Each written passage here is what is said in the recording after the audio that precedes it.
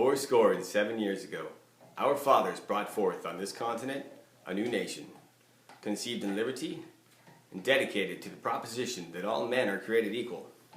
Now we are engaged in a great civil war, testing whether that nation or any nation so conceived and so dedicated can long endure.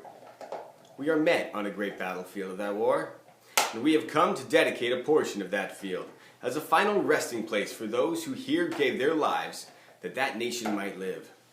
It is altogether fitting and proper that we should do this. But in a larger sense, we cannot dedicate and we cannot consecrate. We cannot hallow this ground.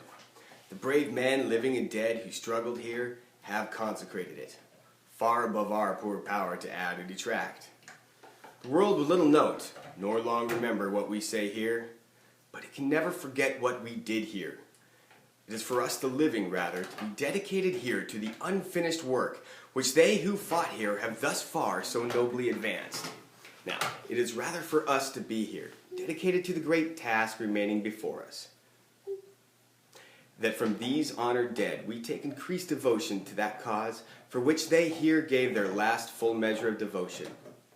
That we here highly resolve that these dead shall not have died in vain, that this nation under God shall have a new birth of freedom, and that the government of the people, by the people, and for the people shall not perish from the earth.